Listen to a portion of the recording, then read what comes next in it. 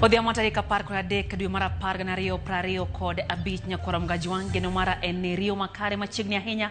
Chenro en ramany piny Ramogi TV waikoni weche manyien mago mosebedo katimore pacho kae koriwo koda ka nonro mapod dhi mbele kotenre kod tho mar rawere enam chumbi nyakoram Gajwang' kotenre kod piem mane dhi mbele kono. Kabende kawuono nyakoram Gajwang' derep jaod bura ma Kibra Peter Orero no chopo hedo kotenre kod tipo mosebedo kawuothe mbui kotenre kod mano makegi jafuambo Larry Madowo mar CNN kabende no tiyo gi apayo ma okare ma emadhikelo watu kwa makawuono mwadhing'io bidhruok mar jotelo nyakoram Gajwang' bang' piny Kenya chako bedo kod chikego manyien wadhing'io into nyaka sani bidhruok ekind jotelo chal nade e pacho kae. Wadhi bedo gi Kevin Osido en jalo nyewechego mag telo kachiel kod Eric Augo en MCA mogwele county ma Homa Bay. Wadhing'io ni to wantiere kamanade kotenre kod kaka jotelo mapacho kae nyakoram Gajwang' tawo chenro magi kendo bende kaka giwuotho gi jopiny magi duto bire twak mar ramany piny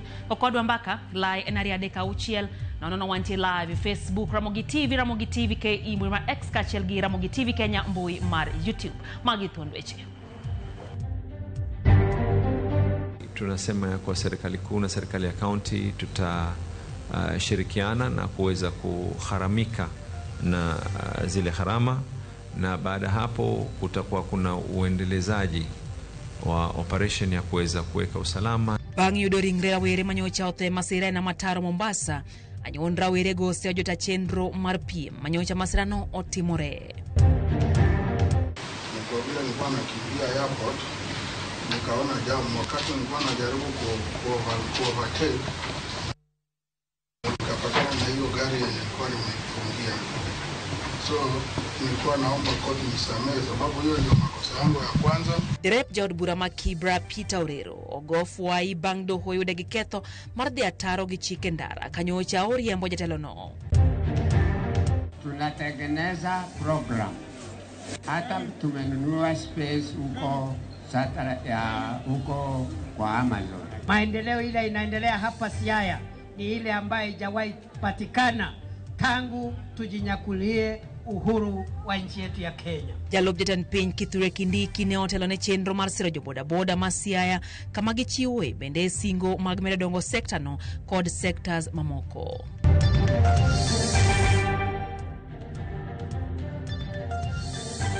Machiegni nyakoram Gajwang' chenro en ramany piny wantiere gi jaloko Liz Otieno nyinga Lydia Okeyo. Wachogi mone jalojatend piny Kenya Kithure Kindiki ne otena koda jotelo bura maoriwo koda ka Jakom Kambi mar All Media Services SK Macharia e chenro mar siro dongruok mar joboda e kaunti ma Siaya. Jafo marwa Steve Biko mewaler ewi singo kod okenge ma oketi e chenro makamano.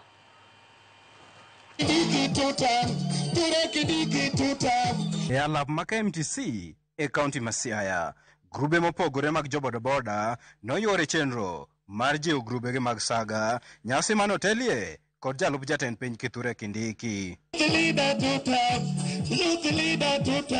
Ne oloso sa chenro no Jakom Kambi mar Royal Media Services Laktar SK Macharia manoteno Kindiki owacho ni giseyudo PC mibiro tiga ndiko joboda kendo miyo gi lesen kowacho ni ma en achiel kuom yore mag jiwo sekta no mondiko rowere mathoth pacho kae. Boda tunatengeneza program hata tumenunua space huko kwa Amazon. Tutampatia namba, tutapatia chairman yenu namba, vile kila mtu ya boda apige hiyo namba, ajiregister, aweke logo buku yake na ID yake, na kila mahali unaenda utajulikana, na kama unapatwa na ushikwa na polisi tutawapatia namba ile wanaweza piga. E kinde no, Senator Maseo Oburu Odinga nojiwo joboda mondo odonje riwruoge saga mar konyogi yudo sir kowuok kuom piny owacho, wach mano sir ko jating' ndai mar jatend piny Faruk Kibet. Let us not be Jadongai. Let us save in our circles. You save, you borrow, You have the discipline to do business with the money you have borrowed and you repay. You have to have the discipline to do what? To repay.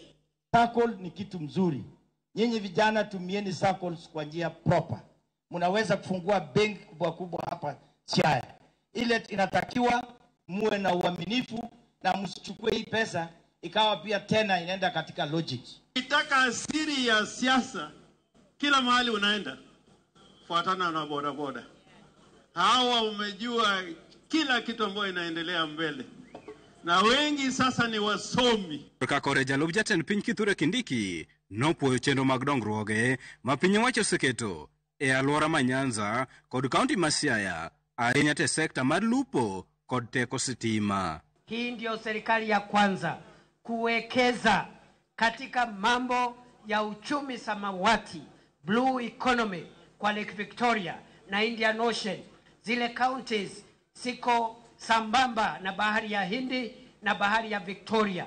Kwa mara ya kwanza zimepata fedha nyingi za kujenga miundo misingi ya kusaidia wavuvi. Moko kuom jotend jobodaboda mano yore chenro no nopuoyo okang' makamano kage singo mar tiyo tich achiel mar jiwo dongruok e sekta no. Steve Biko, Ramogi TV, Siaya. Jariembo mar nyamburko jaod bura ma Kibra Peter Orero doho goyo fwai mar omenda maromo siling 100,000 kuom ketho chike mag tiyo gi apaya. Kaka jafwambo marwa Cynthia Onyango leronwa, George Oduor manyocha tipo mako kathia ne jafwambo Larry Mado mar CNN mondo mi oter tipo no ne jatend piny Kenya William Ruto onyiso doho ni neriko lao tero Orero e lap ndeke stosa ne odeko e gin ne otimo kako timono.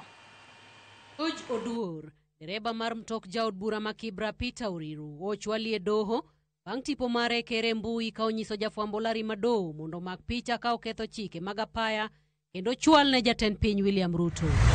Peleka kwa Ruto. Peleka kwa Ruto. Sawa, nitapeleka kwa Ruto. Ndio unaogopa peke yake. Ndalo adek kende bang' ma George Oduor oyie ketho mare doho ma Milimani kendo nyiso doho ni ne onge kod paro mar ketho chike mag tiyo kod apaya mak mana neriko lao chopo e paw ndeke ma JKIA. Onyiso doho mondo ng'wonne kaluwore ni mae tielo mokwongo ma ochwale doho kod ketho mar tiyo marach kod apaya. Makosa haiko kwa kupenda kwangu. Ni kwa vile nilikuwa nakimbia airport, nikaona jamu wakati nilikuwa najaribu ku-overtake, nikapatana na hiyo gari yenye nilikuwa nimeifungia. So nilikuwa naomba koti nisamehe sababu hiyo ndio makosa yangu ya kwanza na sijawahi fanya makosa yote kama hayo. Siku yangu ya kwanza hata kuletwa kotini. Hakuna siku nimewahi kufanya kazi kama hiyo, makosa kama hiyo. So ni yangu ya kwanza, nilikuwa naomba koti nisamehe na sitawahi rudia tena. Okinde mano makobura kata kamano onyiso doho ni George Oduor ne obuono chike mag tiyo kod apaya kod wang' matek kendo onge wach mar ni ne obuothne ka owacho ni ne olao chopo e paw ndege. Unfortunately, this matter has gained notoriety in the country, and there will be need for the court to act decisively so as to curb from other people from behaving in such a manner. Ing'eto mare, doho ogoyo dereba no fwai mar omenda maromo 100,000 maka ok ochulo to igeng'one od ang'ech kuom dweche 12. You'll pay a fine of 100,000 in default to serve 12 months imprisonment. You have 14 days right of appeal if dissatisfied with the order of this court. Jaod bura ma Kibra Peter Orero korka kore owacho ni en kachiel kod dereba mare gi luoro chik mak mana ni chieng'no ne gitemo kalo nyamburko moro ka gilao chopo e paw ndege to ema ne ogogie gono kod jafwambo no. We are law abiding citizens. Watu wa Kibra na yule anawasimamia ni mtu ana abide na law. Hiyo siku ni ile kuoverlap kidogo na driver wangu akashikwa kona mbaya. Cynthia Onyango, Ramogi TV, Nairobi. Jatend migao mar thieth Eden Duale owuok oko mariwore kod riwruok mar lakteche KMPDU manyocha osewacho ni ng'anyo mar lakteche ma Kiambu osekelo tho mar mine kod nyithinde osiptende ma kaunti no. Duale mane lose log tich mar KEMSA koni gin kod ripode mag mine ma osewito ngimagi e kaunti no kendo nyaka tend Kiambu okaw okang' mar tieko ng'anyo ma kamano. Yurito Mondi ntiere kod ler. e odiochieng' mar 138 mar ng'anyo mar lakteche e kaunti ma Kiambu. Jatend migawo mar thieth Aden Duale gikone owuok mar lero ni nitie midhiero e kaunti no, kendo ka opogore kod ripode ma ikwedo kod tend kaunti no, mine kod nyithindo osebedo ka wito ngimagi kuom ndalo ma ohewo 100 ma okalo nyaka ne ng'anyo mar lakteche chakre e kaunti no. Duale mane loso e log tich mar duol makeyo gige thieth e pacho ka KEMSA okoni ochopo kinde ma nyaka koro tend kaunti ma Kiambu ka ong'ur ma osebed ka ichwalo kod lakteche kod pek ma winjore. And the maternal mortality rate in that county is very high. We have evidence. So when you are a leader, don't live in denial. You have been elected to serve the people of Kenya. So if some counties don't want to fix their health sector, then you don't blame us. And the unions are not part of the MOH. You know, I saw a governor saying that we have gone to bed with the union. We have solved our problem with the union. Solve your problem with the union. Komachielo e kaunti ma Kiambu, sandugi mag ranyisi mag nyithindo ma osetho e kaunti no mangima ne oywa oko e kinde ng'anyo mar lakteche, ng'anyo ma ochakore e kar thieth ma Kiambu level 5 nyaka e apise mag governor. Ka koro yamo loko, kendo jagoro maduong' mar riwruog lakteche Dr. Davji Atela okoni gichako choko sei 120 odiochieng' makiny mar duoko telo mar kaunti no ne sirikal mamalo. Governors or county mandarins decides not to resolve a problem with workers and instead perpetrate suffering with the people. So we have had engagement with the public here, and one declaration we are putting forth that beginning tomorrow we are going to be collecting signatures, 10% of the residents of Kiambu, that's 120,000, to petition the parliament, to petition the president to dissolve this county. Article 1 of the Constitution puts sovereign power to the people. When we were faced with inaction and a very loud silence by the county government of Kiambu, we had no other option other than to resort to the employers of the leaders of Kiambu, and that is the people. Atela bende okoni tend counties duto ka okalo kuom riwruok mar governors mondo miyo ikre ne barua magibiro chiwo ayanga tarik 24 dweni mar chiwo ripod ng'anyo mar lakteche magichano bago e counties duto mapacho ka kaka ranyisi mar bedo e achiel kod county ma Kiambu. We are meeting on 24th of this month as NAC, that is next week, to give a nationwide strike notice. So it's upon the governors who have addressed us through their union COG that we are going to address them with the union of KMPDU, that every doctor across the country will go on strike in one solidarity with the Kiambu County doctors. This notice will be out on 24th and served to counties on 25th of this month. Ma biro e kinde mabende pod nitie ywaruok e kind riwruoge mag thieth ma jogegi ne ondiki e bwo rak mar Universal Health Coverage ma pod bandho ndiko e yo ma ongirore. Judith Omondi, Ramogi TV. Migawo mar lweny oyango ni kepo mar jolweny ochakore ayanga e counties duto 47 kendo biro dhi nyime nyaka tarik 25 mar dweni. Kaka Walter Nyambaga lerono, jatend migawo mar lweny Soipan Tuya okoni ofwamb kich DCI kod duol makedo kod mibadhi e pacho ka EACC dhi luorore e chenrogo duto mar menyo mibadhi. Oloso log tich mar lweny DOD e boma Nairobi. Jatend migawo mar lweny Soipan Tuya oyango ni kepo mar jolweny gweng'weche ayanga e counties 47 duto chenro madhi timore nyaka tarik 25 mar dweni. The recruitment exercise is meant to help the KDF replenish its ranks. This recruitment is therefore not just about adding numbers to the ranks. We are working very closely with other government agencies, namely the National Police Service, the DCI, the ESCC, as well as the NIS, to ensure a fair, transparent, and credible process. Migawo mar lweny oyango ni onge mibadhi mibiro tim ni mar ofwamb kich kata DCI, to kod duol mar rango mibadhi kod timbe mag bidhruok EACC dhi luorore mar menyo akupe moko manyalo chwalo asoya kata mit bilie ne jodito mondo sonegi jogi. Wach magikoni koponi obiro yudo ng'ato ma ojuki to biro fwenyo gimomiyo pong' mogo nyaka tim mana mogo. Kenyans are urged to reject and report any attempts of bribery or any form of undue influence. So for those who think they have already been recruited before today, they are misplaced, and we are not party to it. Whoever will be recruited after 25th, we will not be held accountable. So therefore, our time frames are very strict, and we do this exercise in the fairest manner and in open. Magitimore kinde machendo no, dhi nyime counties duto makaluo, kama yawuowi gi nyiri onyiedhore oko e county ma Homa Bay mar temo hapgi. So far, the exercise has been conducted without any issues since morning, and we are still progressing well. So I can report that the exercise has gone as per our expectation. The candidates turn up in large numbers, and they have undergone all the parameters. So far, we still have some few examinations that are yet to be done, and we hope that we'll be able to conclude in time, and those who will have excelled will be enlisted. Basically, it's doing recruitment to fill the vacancies that are required in terms of technology and also in terms of the skills. Jende ethal, kendo igoyo gi kogne awinyo margi. Irango bede gi koponi gi gorore kagwata. Ipimo bor margi, mar ng'eyo koponi moko kuom gi nyalo romo kod taya mar othunga gi nyiero. Kod rango koponi gin rofuoge, kata koponi ne osemuk leke gi dhao, kata masira. Piresap, bende ei temruok godo ni mar nyau kata yom nyathi winyo, ne onge thuolo e kepo mar lweny. We don't encourage and we don't accept any kind of induction so that you can join the military. It is an open exercise, it is merit-based, it is free, it is verifiable. Walter Nyambaga, Ramogi TV.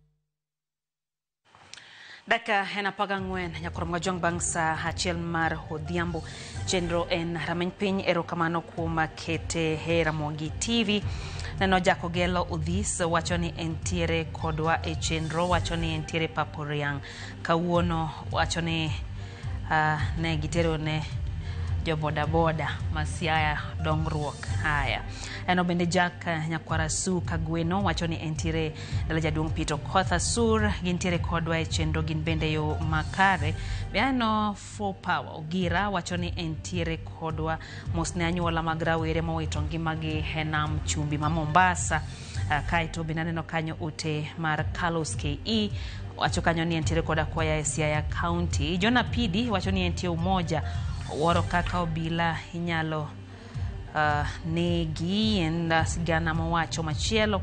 Beano kanyo Samuel Achenje wacho kanyo ni entiere kodwa e yo makare, kata kamano wacho ni oken kod yie gi chendo no mar kepo mar jolweny. Wacho ni samoro mago weche wacha to ntiere kaka no se pang weche.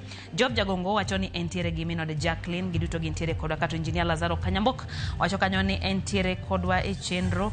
Kaito wacho kanyo ni kare gima simu omako inyalo tigodo kaka evidence hige doho kata nyisi e doho.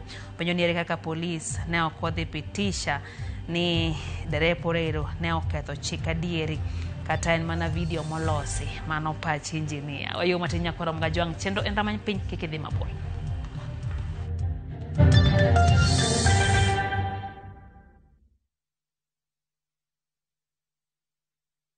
Nahitaji manukato ya kunituliza yanayoniweka fresh kwa joto, niwe maridadi siku nzima na kudumu zaidi ya manukato ya gharama. Downy mpya, Lavender Calm, Sunrise Fresh, Sweet Elegance, freshness na kujiamini.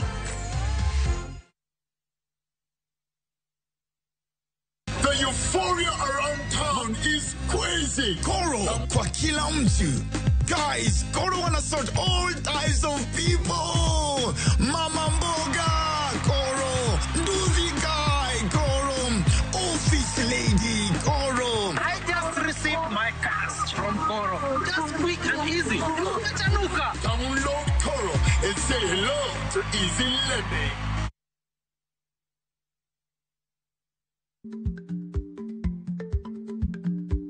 Chako chon loyo dhi kajuoga. Ma tiende ni bedo gi ikruok momondo, geng'o masiche kod midhiero mang'eny mabiro e ngima dhano.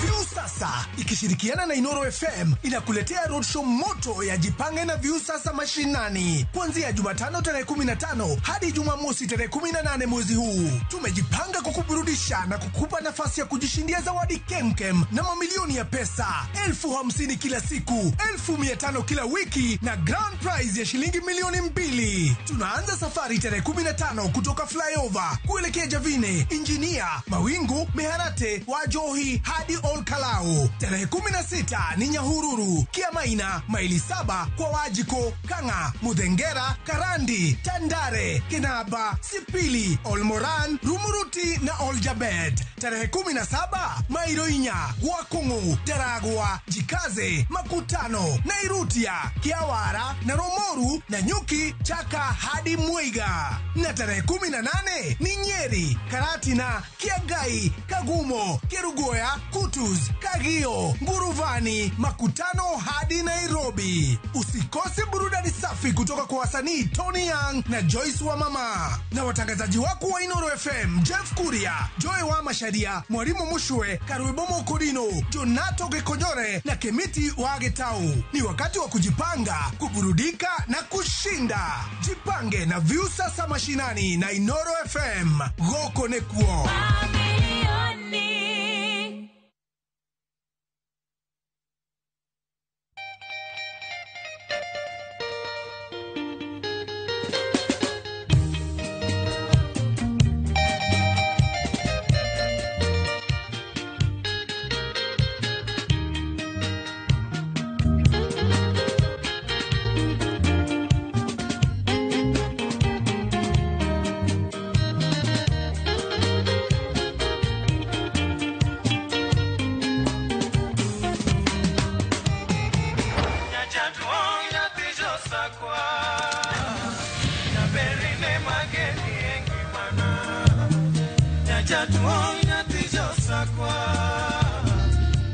Radio Ramogi, Kartun Jaluo.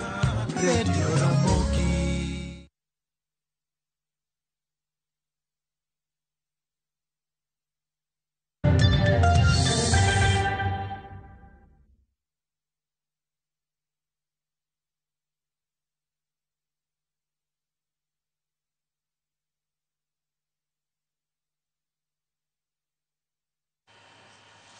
Machiegni kendo nyakoram gajwang chenro en rameny piny wadhi mbele gi wech manyien.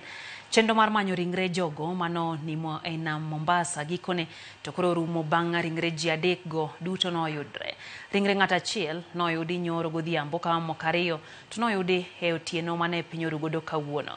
Gavana ma kaunti ya Mombasa Abdul Omar Sharif Nasir kata kamano koni nonro dhi nyime mar yango masirano kendo nono koda jota chenro no ne oketo chenro makare mag kedo gi masiche. Okoni tend kaunti wa Mombasa ne okonywandie chenro mar piem no mar kwang' kendo okoni thuolo mabiro tuke makamago nyaka to koro puodhe gi tend kaunti no Mombasa.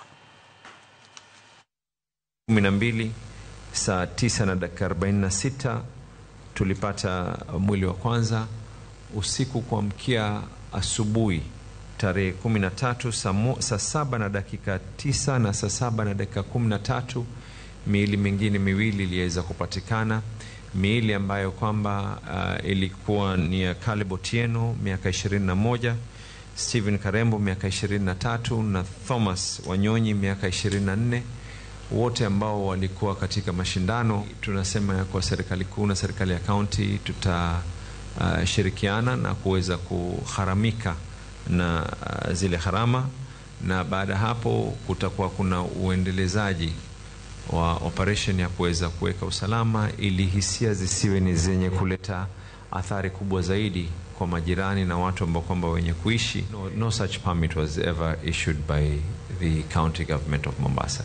This year we were not part of the sponsors of this event.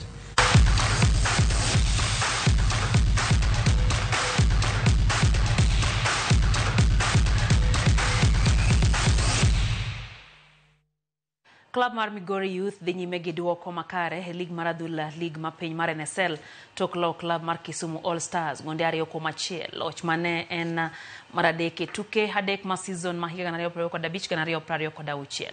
Wycliffe Opuro nomiyo tenga mokuonge dakika mar 56 kapok jatugo mar Migori Youth Geoffrey Odira loyo gol mokuongo. Mana kodong dakika 12 to tugo rumo jatugo Elvis Wafula nomiyo club mar Migori Youth gol mar 2 manomiyo gi loch. E tuke mamoko club mar Nairobi City Stars nolo club mar Kabati Youth gol 1-0 kinde mamofa nolo tukgi mokuongo club mar Kibra Black Stars. E boma Mundai club mar MFC norodho Mwatate United gonde 3-0.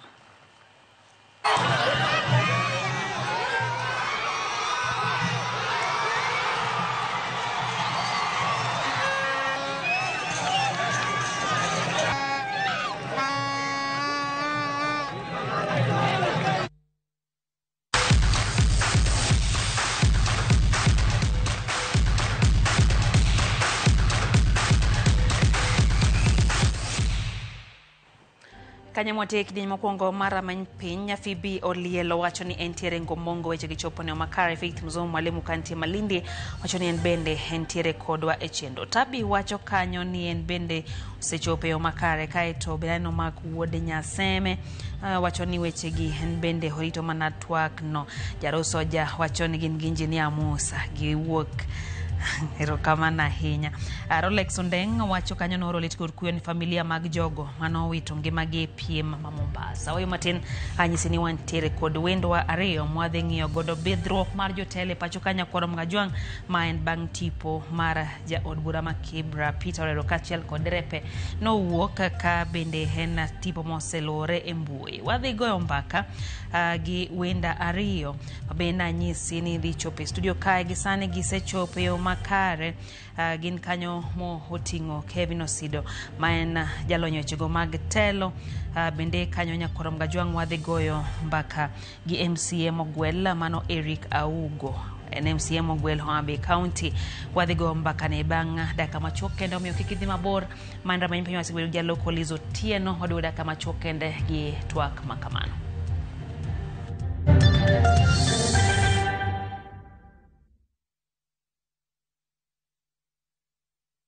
Na to kori winjo kika winj kucha koluonga ni Mbabas nikech koro uneno kan gi pesa moro matin. View sasa ndio nyumbani kwa the best local dramas. Nataka ripoti ya Hansi pamoja na mkewe. Comedies za kuvunja mbavu.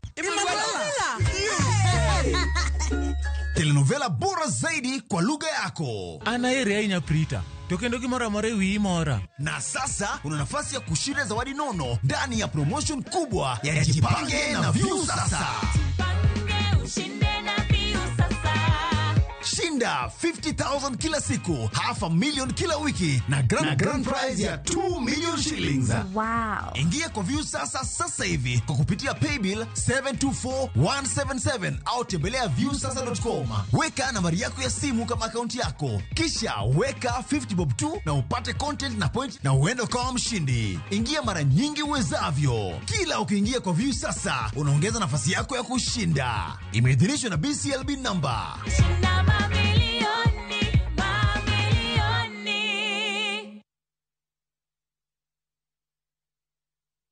Royal Mabati Factory Limited kelo ni fuongruok e nengo. Deka Roofing Tiles achiel kuom ceiling 100 kod steel trusses kuom ceiling 255 mita. Wakelo ni mwandu kamora mora maintiere nono maunge chudo. Gochno sani namba 0722 aucheladek aboradek aboradek. Kata ket order e www.royalmabati.com.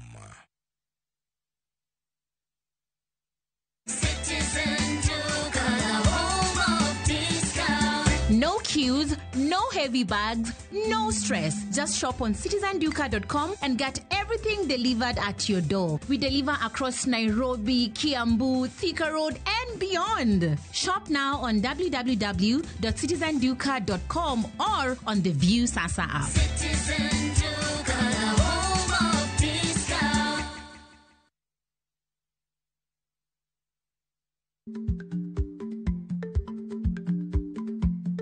Jarikni jamuod nyoyo gi goyo.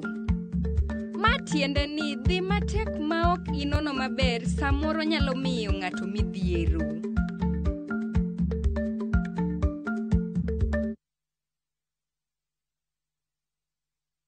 Had of late rides and shady charges? Itisha Wigo. Na Wigo, you get more than just a ride. Unapata on-time pickups, gari safi na fresh every time. Ride V-Smart, ride V-Safe, na Wigo. Download the app now, ama SMS Wigo to 20425. Wigo, your trusted ride.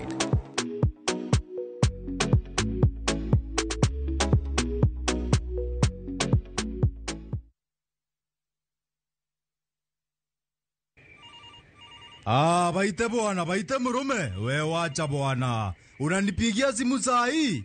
Si utafanya ninyongwe bwana. Unataka mira yangu ikatike? Ai bwana, murume hufai kunipeleka na hiyo ongea. Murume unanipeleka na ongea ya gari ni kama imeibiwa bwana. Dial *811 415# to get Vite as your skiza tune.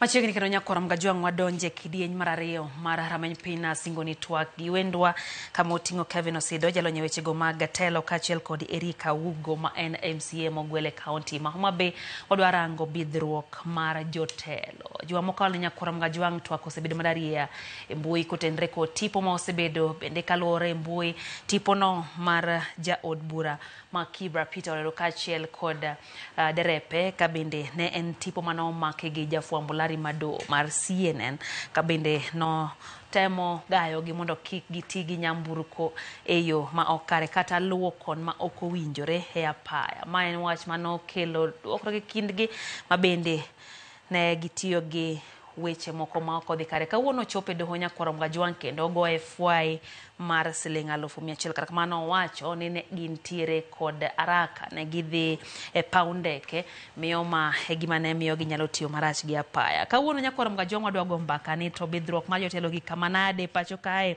antie kae gi Erika Ugo kaachiel gi Kevin Osido imoreuru machiegni rameny piny.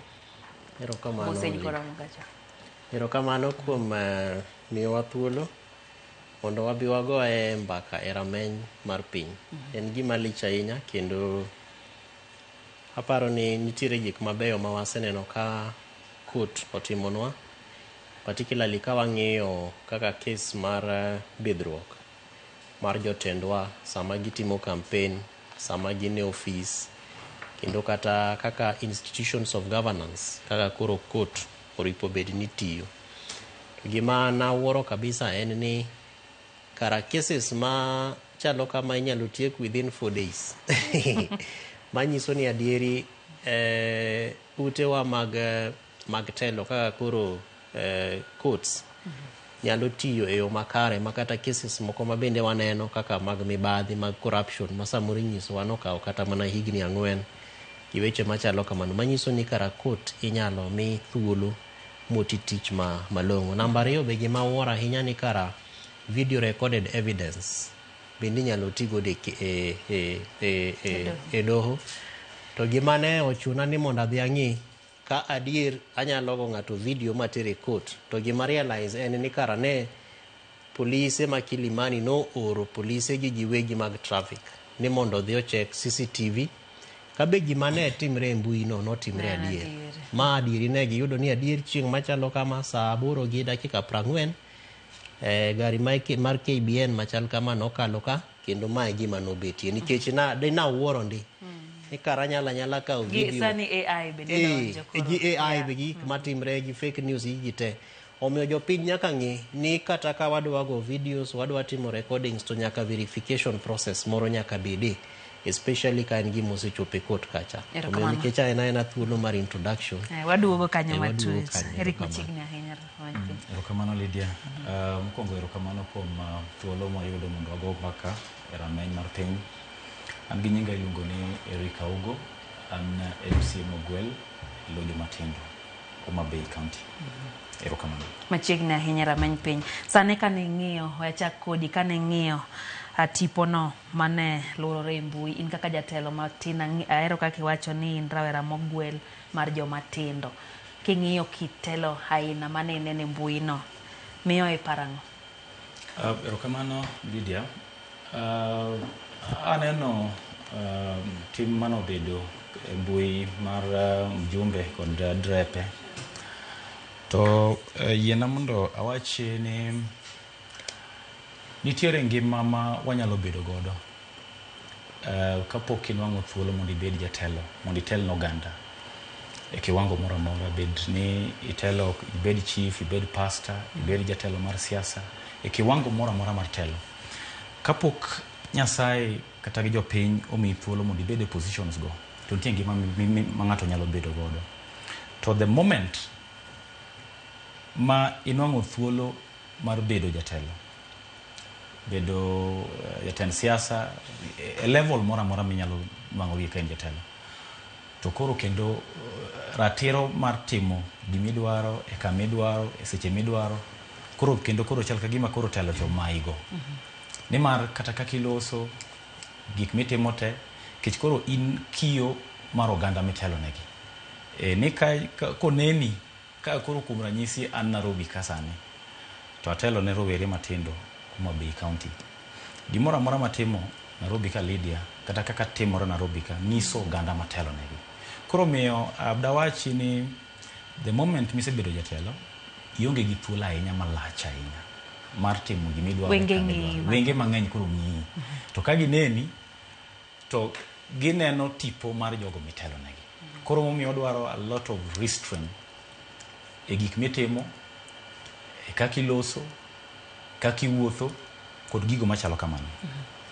Mar ariyo, king'iyo chapter 6 kar tend chik auchiel ma wuoye bedruok mar jatelo, ineno ka principle mokwongo mowuoye en public trust. To chako wuoyo kende principle moro ni ma owacho ni consequences for breach, ni kok ing'iyo principles gi, tang'o gini manyalo timore ni. Koro kaka jatelo, kik chik matayo piny ochiwo maler ni to jatelo nego bed nade, onego itimgi nade.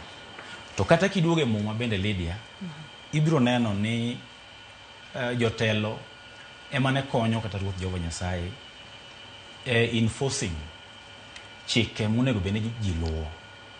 To negi ere yo mane gikonyo godo jopiny, mane miyo jopiny luwo godo chik mano dire machon cha. Jopiny ne luwo chikegi koneno ka jotelo take lead.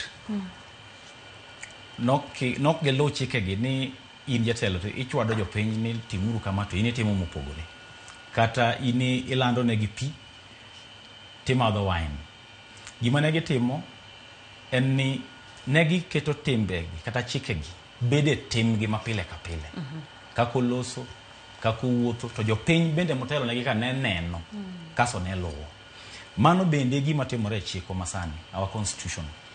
Jotelo ema bedo gi tim makare, ema luwo chik, kaso jopiny magitelo negi bende koro luwo chik. Erokamano. Mano e gima paro ne anyalo wacho matin. Erokamano. Yes. Adugo iri Osido, nwak nitiere pend chik gana ariyo gapar mabende ne bedo kata nyiso kitelo kaka jotelo winjo bed ni bedo, moko kuomgi osomonwa kanyo.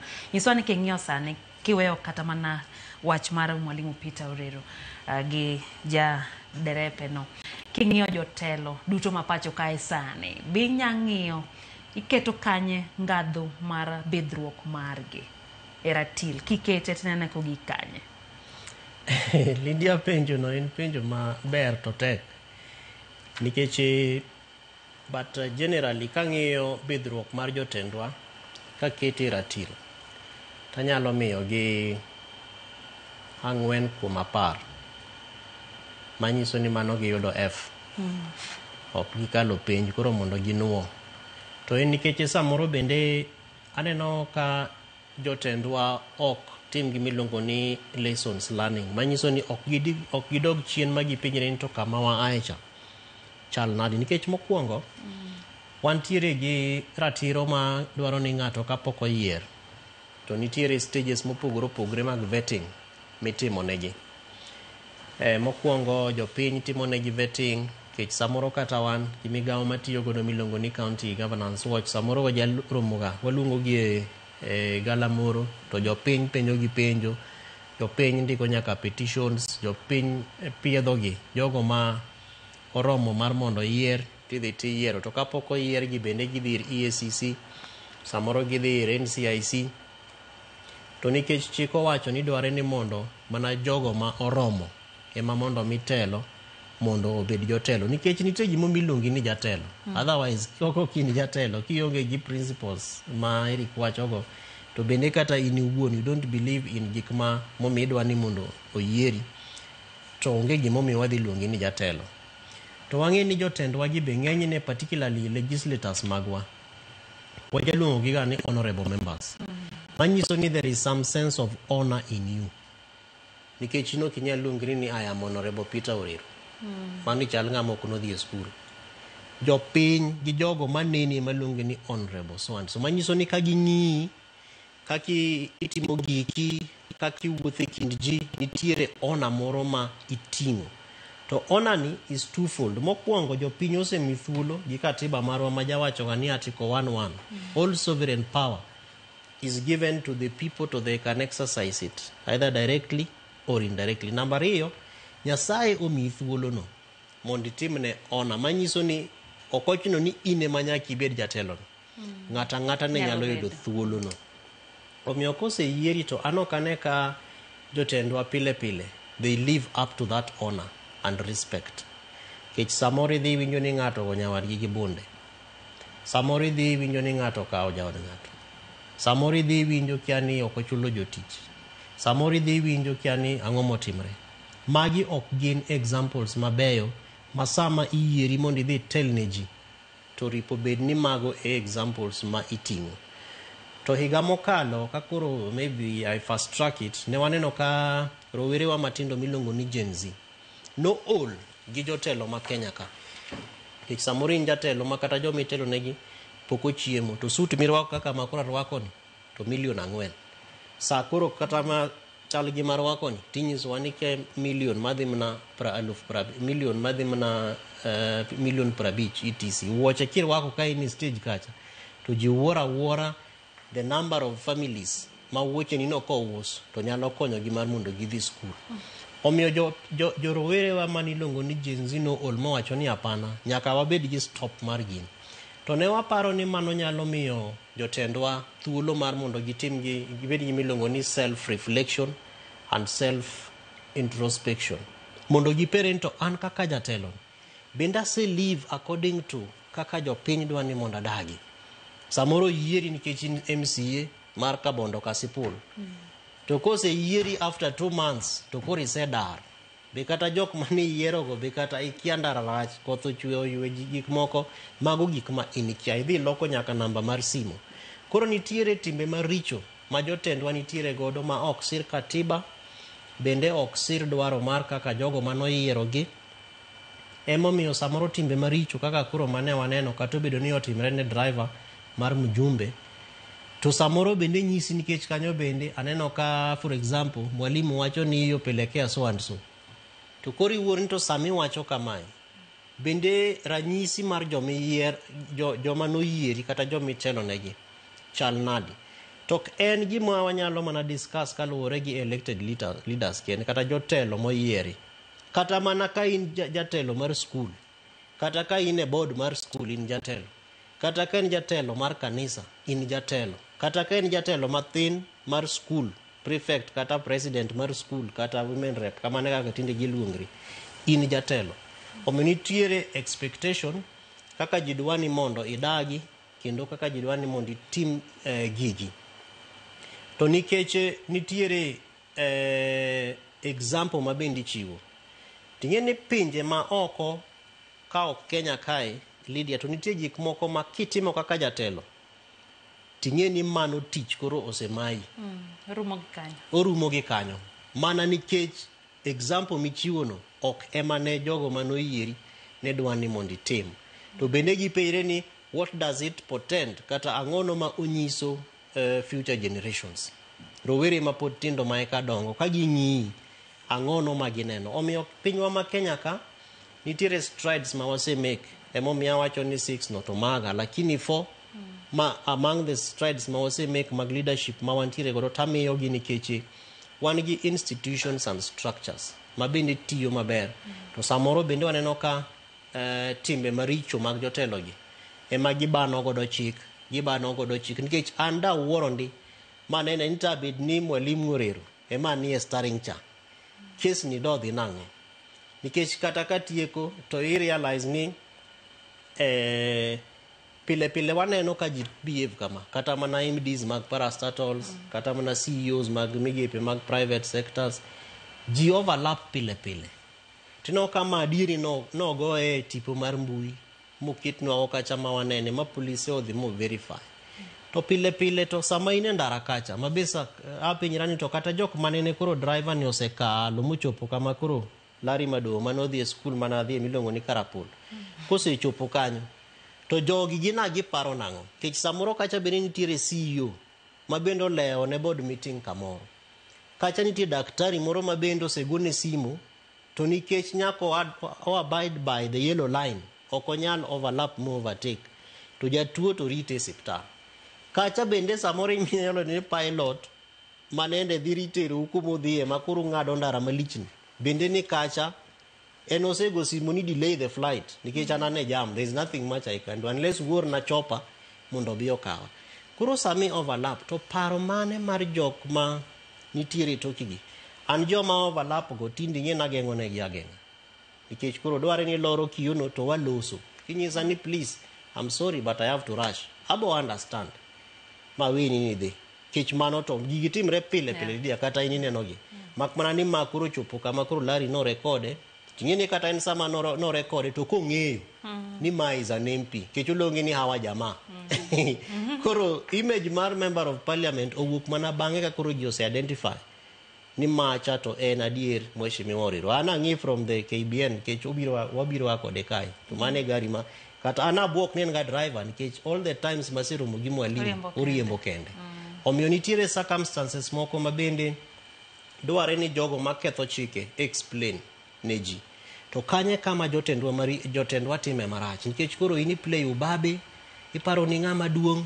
iparo ni you are above the law omiyo gimotimre ni en gima ber kata obedo ni pile waneno ka gigi timre but bende konyowa mondo wa strengthen accountability kaka wanyalo keto tesre jotendwa kendo yawo nyaka wang' jopiny ni ka en gi simu kaka manende manyalo record tipo to record those things kiko beda watch traffic obed nyaka e weche mag pi minyiso anose kuny dams piny kuonde ka to kidhi ni cheko ni kai kama no kunye to onge ni olosnwa ECD school to kidhi e county kucha mondo ng'iye ECD no to onge magi gik ma jopiny dware ni mondo koro jopiny bende koro counting mar counting kendo oyaw wangegi mondo gi hold their leaders to account.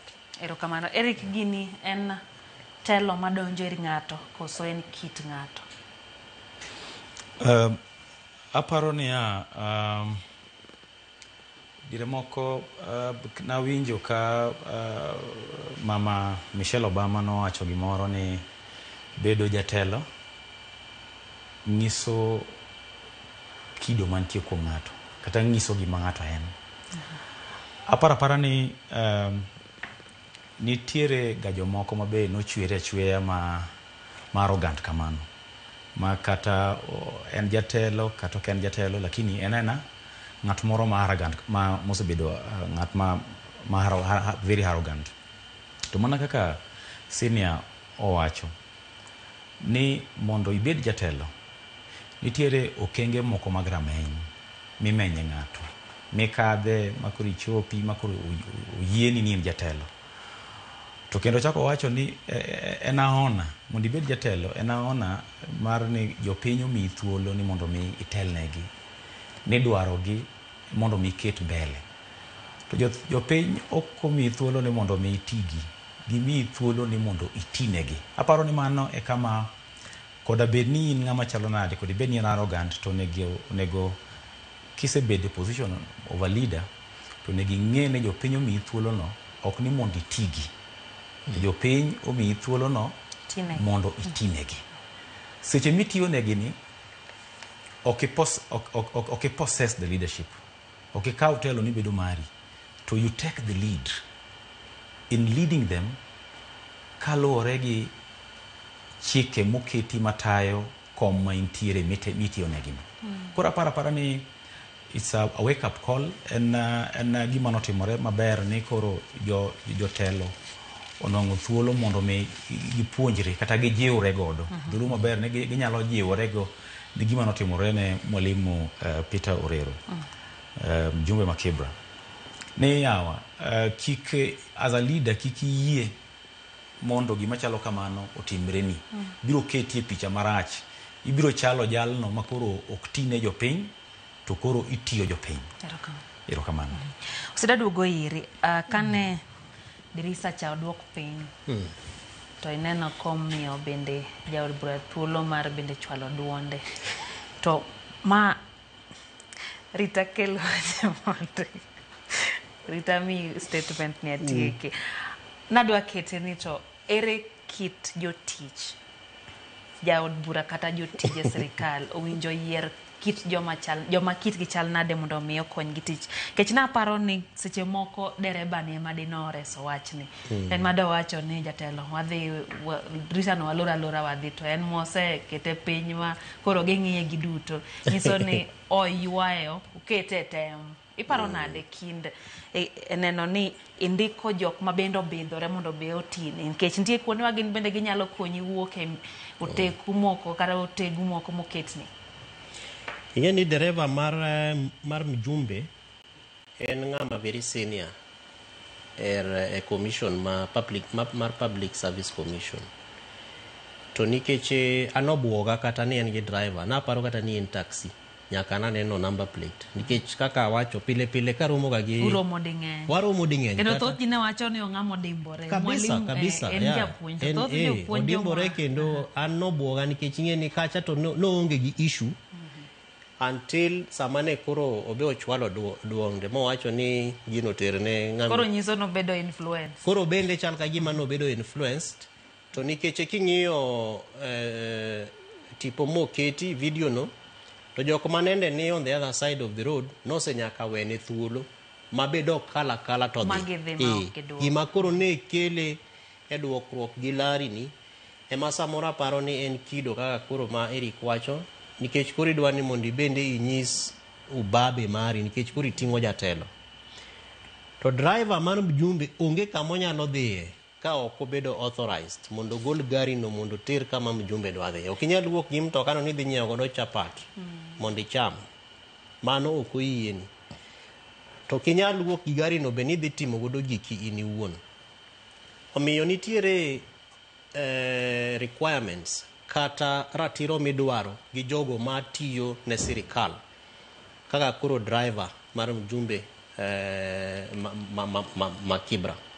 Omiyo en mana ni samoro wabende wasetiyo maber ahinya Lydia, especially king'iyo chikewa. Nikech kata mana ka en ochope court tiyudo ni koro imanyo ni to ang'ono momiyo uloso kaka nuloso ni. Nikech gik ma giwacho ka to onge kama inyalo tere ng'ato. Kech kata kalari, for example, using him as a case wachni, onge kama onyalo dhiye mo wachni oyanya. Kech chik mar yanyo ng'ato kata penal code ma Kenya kato onge, there's nothing my kata mana kioro message SMS yugi mo wacho takataka nyalo bedo anything. Basically gima wacho en ni one gi serious challenge e chikewa mag interpretation. Nikech an kaka ja governance gi weche mag dongruok gimotimre cha en gross misconduct. But ing'e ni kata kidhi e court jakibra moro sani kodhi ni wadwa petition mjumbe marwa e gross misconduct to tek. Nikech mokwongo ok en emanende en starring ni. Namba 2 kata weche mo wacho kaka kisepenjo ochalo ng'at manende obedo influenced. Nito ng'ano machando drepa bende no kako temo nyaka ng'aw ng'ute nikech mwalimu ben ng'at moro ma udundo matin. Koro temo nyaka mondo ng'ini to and I'm wondering nikech oka ging'e ni machalari kosa ng'omo otimre. Nikech otherwise aparo ni ebed ni ging'ere to it looks like agikiare nikech lari belonge ni hawa jama. Koro oka ging'ere. So I'm trying to imagine scenario ma kaponi aging'eri nikech ka an to jam do bit kacha nikech da chungo gari madhi mamose mheshimiwa to koro en nang'o ma kori ketho ndara ni donge ma kori ketho chik to kendo ng'e ni kiny bende wadhi puoyo jopiny koro ma wach machal nade the conversation do bedo ma totally different to gima duong' en ni by the time miriembe ndara titing'o jatelo samoro en gima driver no be ung'iyogo onyalo bedo kite ni ka jam nitie to the road is clear to wan waja overlap ga nikech maka gik maka en jatelo ma dwa ni mondo lutir to bedo kwere beda ka to nikech bende ne osewacho kaka iwacho ni na gidhi airport to wana janyiso ga ji ni si ungeanza jana nikech macha to kuri ng'eni controversies mang'eny gi kata ka en saa 8:40 go to di chako kata saa 11 okinyi di sechopo airport misetimo to kaka bende wang'eyo kaka wabunge wa bende ne giso maybe agine committee meeting kata ne entiere kamoro gimoro ne timre ne committees moko bende mag assembly samoro dich moro nodiye but mano pod ok nyal validate kaka nase wacho ni ndara kacha nitiere ji mang'eny kabisa ma bende odich omiyo driver do kaw thuolo mar nyiso kido maber chwalo duol manendo chwalo cha do wacha ni ago mosuru yawa ong'wona toromo to nikech bende samoro paro ni ating'o jatelo so utadu attitude mar jotendwa gi to kata jogi to kia kumudhie gikiani udhi airport ukiani be gikiau gin gitematema they just recording ni uketho chik kaka ni Larry ondika very long narrative gikego wacho ni be osenyaka record video kaka jok moko bende wacho ne ni kia idondri gi joluo weteni so many things ma jogo maluo Larry samoro no be nyise no pingo broad based gik mang'eny mosewach kacha but in real sense dware ni mondo wang'e ni it is a good example nikech sani koro abenda ng'eyo ni kare nyalo record video midhi gode ang'ono e court as long as en gimo timre nikech pile kuonde gi kata mana bunde migo jikage lady atinyiso ni CCTV to ng'ato ok mak ka koro ma within 4 days en issue mosega tiek manyaka fine osechiw mar 100,000 kara moko kato ang'ono momiyo iparo nang'o momiyo bura no kasi osido diponi ne en gero mar jopiny kaka ne jopiny owuok kendo goye mbaka kuom thuolo malach koso dibed ni ang'o momiyo no kase kama dieri kaka iwacho no nitiere buche momoke doho kendo moko nitiere nyagi neno moromo kata kamano pok girumo aparo ni public pressure nikech jo Kenya bende sani kaluwore gi real conventional media ma wan godo digital space ma bende oseketa yanga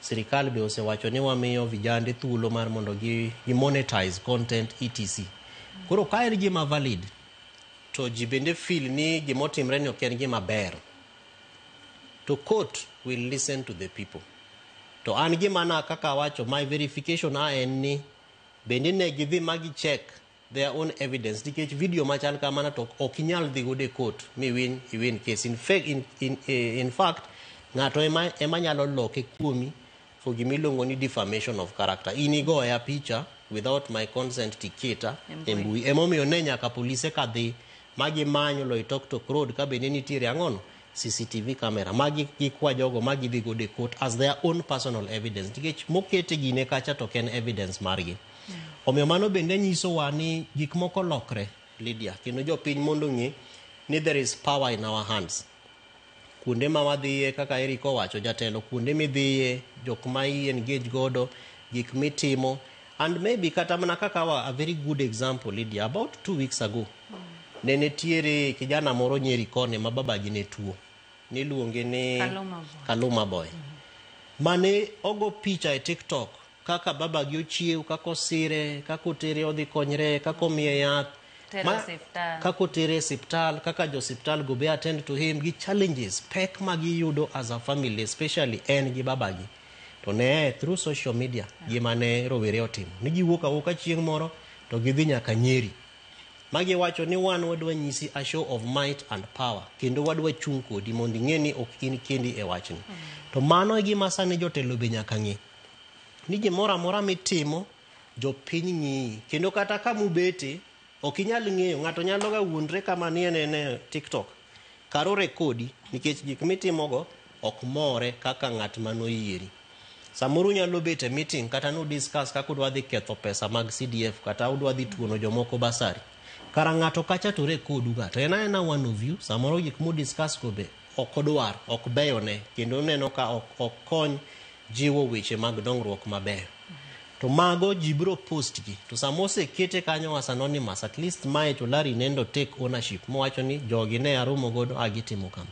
Omiyo jotelo dware ni mondo ng'e ni sani wantiere gi media motegno miluongo ni social media. To mano berne nyalo mana bet ka watiyo kode e yo makare kendo e yo manyiso nyaka a good example. To katieko be ni samoro mwalimu nyaka convince his followers ni abende ok na min gino marach nikech in mwalimu. Koro jok mani puonjo e school mokalo, jok ma bende nyi kuonde midhi chiwe CDF, kuonde mi chiwe kia talks, public talks kaka samoro dhi kata mane kanise kaka skunde. Koro idhi nyiso gi nango. Koro en gi ting mar dok explain.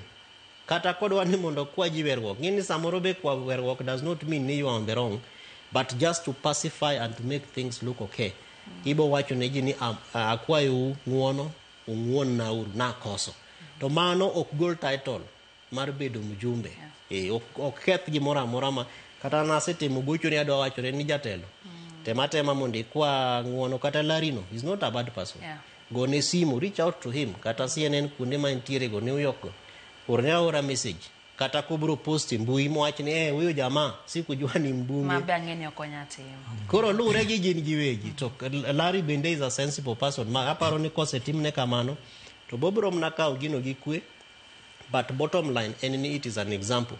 Ni sani kaka jotelo behave. Temo miyo Lydia wantiere gik milongo ni siren. Nitie jotelo ma kidienge mopogore moyienegi. Overtake marach kaka ne waneno no, ambulances, police vehicles, the president keto wakata mnendara for kata mna 2 hours. At least chine to jogego otemo. Kata kapoko wuok to se chungwa kanyo mangu rit monto karama ang'o matimre. Matin tino no kakoro jogego jo pikipiki jogego kalo. Nikech nitiere levels mag jogo moyienegi mar mondo giketh ndara. Kata an samora ketho chik mar ndara but ajakwayoga. Aketo hazard machata onge kata hazard. So it is difficult to tell intention mar driver ni enango. Koro kise keto hazard to kata ng'ama biro bendo ng'eni you are alert. Then kichopo kacha just lower your window. Wek nyiso jini kia takatako timango. Just say ni agomos ong'uon na nikech ABCD. Yeni emergency. Come on. Adugo iri Eric ter ka Ruto kata peleka kwa Ruto. Ma dibod ni nyiso ni inachiel kuom jotelo. Dibed ni nyiso ni uonge gi moko kuom bede migepe mang'iyo wechego mag lupo mar chik kata ne olu chike yo makare. Neno ka no omiye thuolo mar dhi e ngadho mogik mamalo mogik mar telo. Nyiso ni ka isebedo MCA kaka in to koro kata police kata court okidwa mago pod tindo. Koso bedo nang'o kae. Erokamano Lydia. Ka chien kacha kana chako loso to na wuoye wach moro ni jatelo take the lead. Tiende ni chik olosi mondo chik orit piny. To chik ni mondo orit piny nyaka bedi jotelo makonyo jopiny mondo mi giwinj chik ni. Ito onego rite nang'o kata onego luwe nang'o. To na wacho ni yo ma jotelo nyalo jiwo godo jopiny mondo luw chik kata orit chik en ni ka jotelo go wegigo oketo chik cha e tim. Mano e yo mamiyo jotelo mamiyo jogo magitelo negi bende luwo chik. King'iyo principles matayo bedruok mar jatelo Lydia, one ga accountability. Accountability tiende ni decision mora mora ma jatelo okao to nyaka bed accountable ne decision no. Mano mokwongo. Mar ariyo, under foundations kanyo wan gimoro ni objectivity and partiality. Tiende ni jatelo ok bed influenced. Ok owachi ni an na koso nikech ng'ane no influencer. O take charge, o take responsibility. Koro gima da wachi en ni Ok ang'eyo to otimore nikech jotelo gi gimbe gin dhano. Ok en malaika. An kawuono an MCA nikech jopiny omiya thuolo, Ruoth Jehova Nyasaye bende omiya thuolo mondo mi abedi MCA lo joma tindo. Ok ni an kenda manyalo bedo, nitiere jogo manyalo bedo, to nikech kuom ng'uono mar jopiny kod Ruoth Jehova Nyasaye abedo kawuono. To ok onyiso Lydia ni aonge weaknesses, ka aonge ng'olna. An gi ng'olna wuon kaka Eric Augo. To ng'olgi keche gin gi dhano. Samoro inyalo po ka giyewi. Koro ka giyewi Lydia magi muomo. Ema inyalo neno godo response mar mwalimu Peter Orero. Nikech en dhano, to dhano nigi ng'ol mare kod teko mare. Koro en ni gima otimore no jiwowa kaka jotelo ni mondo wa adjust kata wajiwre mondo gima chalo kamano kik yudwa kaka jotelo. Ma jopiny o trust mondo mi o represent gi otinegi, to kod Ruoth Jehova Nyasaye bende walowa mondo mi wati ne oganda to kik wati oganda. Erokamano. Osedo sani odong' mana higni 2 kende piny Kenya chomo yiero gana 2027 to kiwinjo kit siasa kiweyo kata mar Orero. Iwinjo kit siasa ma sani osechako bedo kagore. Gin weche moko ma samoro ok inyal chike iti diriyo. Kendo nitiere jok madhi kendo nyalo kata yanyo jatelo wadgi e mbele oganda. Samoro dwa wach ni maybe crowd influence kata bedo ni ji ng'eny koro miye mor ma bendo poko wacho weche moko moko dhi kare.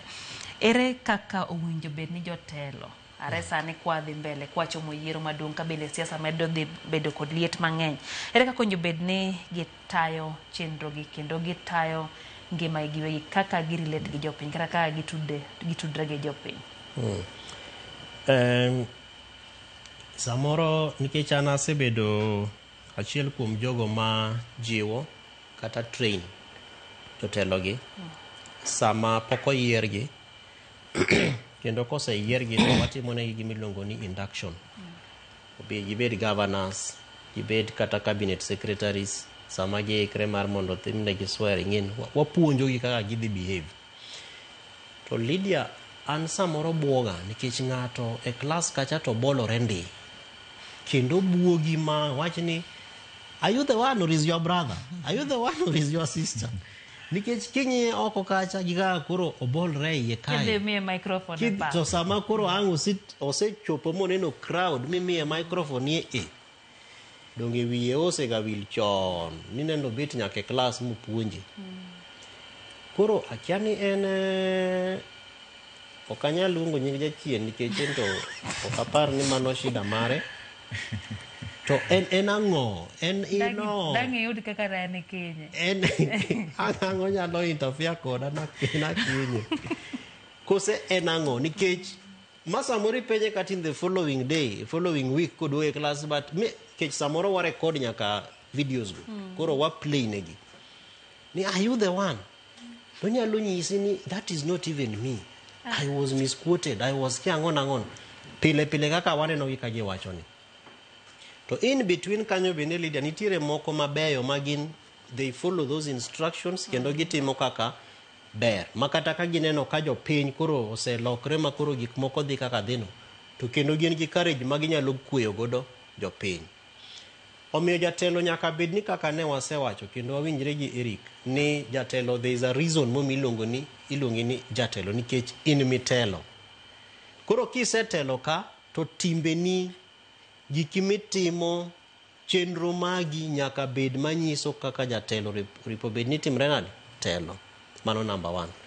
Number 2, cases mag vetting kuonde ma korigo gi msasa bende pok osebedo makare kendo nobuoga ndika chieng' cha waneno ka EACC nyisowa IEBC nigin vetting no is not their business. Nigin jogo ma parties okelo negi ema gin gidhi timo nani gidhi ya credit mondo gimi thuolo dhi ochung'.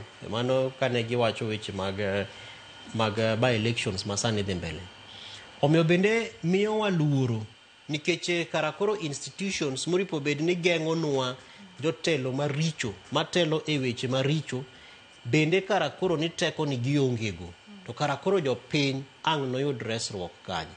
Kato bedo ni muma to wacho ni resruok wa ama na kanyo musalaba malo to wagoro chopo kama koro the rubber is meeting the road ni vitu kwa ground ka wan waonge gi teko, waonge gi msalaba. Omiyo institutions moripo bed ni konyo nyaka duond japiny must arise to the occasion, kaka political parties. Okinyal bedo gi political party ma inosenyisi ni ng'ani to yanyo ga ji. En kumoro amora ma entie ji nyaka gore, makata remo nyaka chwer. To ni un kiny mane modhi mako bade. Eriko tosha. To king'iyo kit telo mare, to en gima kata jopiny makoro dwani mondo dhi otel ne godogi ok morgi. To gima rach kabisa bende Lydia en ni mago e jopiny moko samoro timona ohero. Kich mane kit telo magidwaro. Omiyo moving forward kata kaka wadhi e yiero sani, to jopiny nyaka penjre ito what kind of leaders, options machal nadi ma wanyalo miyo thuolo mar mondo bed jotendwa.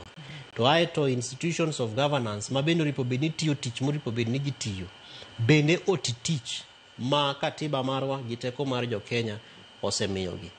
Ji kaka National Cohesion and Integration Commission, ang'eni sani nitiere chik magidwa ni mondo lok, mondo migi teko mar mondo kata mana ka ni rally kacha gijabedo wa gi monitors. Samoro nyalo bedo na rwako gini ka Lydia, to karama en audio kata en camera. I'm recording gik moko te. I am recording all the voices. To sani gidwa ni mondo migi teko kata mana evidence machal gi minyalo kaw gi machal kama.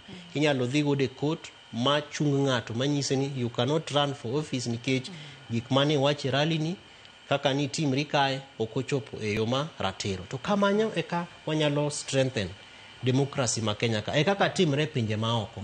Kidhi kata mana Singapore gini, kidhi America kuonde gi, nitiere institutional foundational principles kaka moko manende Eric somo kagi. Magi se wacho ni magi e kaka wan wadhi timo yiero magwa. Omiyo Kenya ka bedware ni mondo wa learn, particularly political parties, kech kine magi miyo wa jogo ma bang'e ipiedho gi jika IEBC kata mitimo ne vetting. Dware ni kanyo bende jopiny mar members of political parties bende osiem wange jotend political parties gi, mondo jogo ma tendgi ok gin timbe mabeyo masiro kaka telo ripo bed ni timre mondo gengi. Adonge daka ariyo kenda dhimi second prang'wen, nimbe prang'wen wach mogik mondo ala. Erokamano kapok gine di wach gimoro achiel. Lydia, siasa obedo ma king'eyo political arena of Africa kaka siasa obedo, to iduogi ng'eyo koro pinywa ma Kenya ka. Jatelo gik mowacho nyalo wang'o piny kata nyalo bero piny, especially e kinde ma koro wachomo yiero maduong'. Kanye ng'iyo ng'anyo mar jinsi cha, mar jomatindo cha, ne odwaro mana ni mondo king'iyo ng'anyo odwaro mana incitement moro matin kende to waketho pinywani mami nyalo biro kawo higni 100 mondo waduog kama wantie. Koro miyo jatelo gik mowache public, kama iwacho gane jatelo to rodha wuoyo.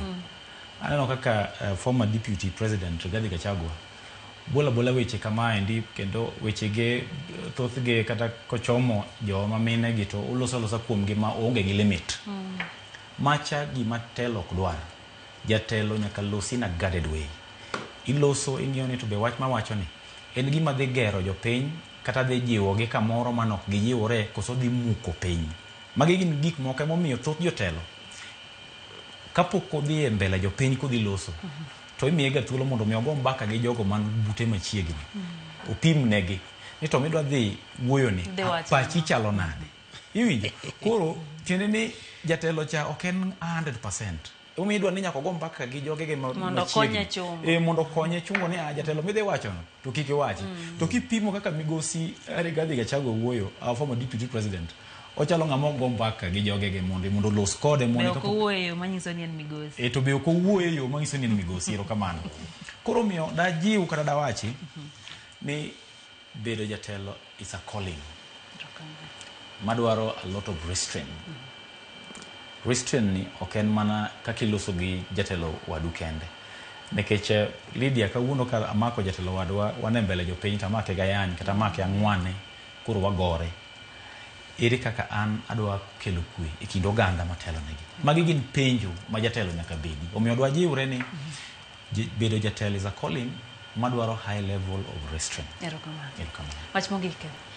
Anagwero kamano maduong' Lydia gi Joramogi TV te. to jopiny dwaro ni mondo ng'e ni gimotimre kawuono e court miyowa teko ni accountability ok en mana mar jofwambo kata journalists kalari madogo gi mamokogo.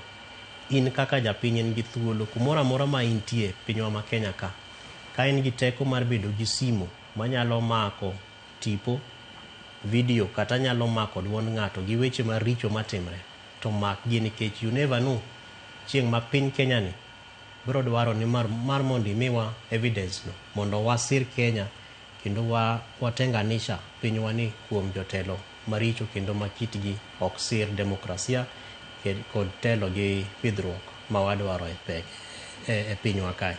Omiyo wabeduru gi jiwo, let your voice count and exercise your sovereignty kamora mora ma intie.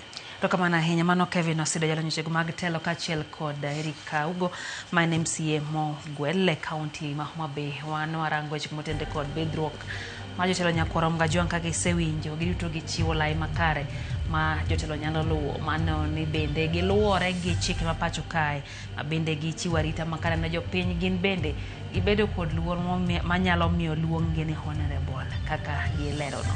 Warom kendo saa 3 chenro maro imore. Nyinga Lydia Okeyo, Rich Masani.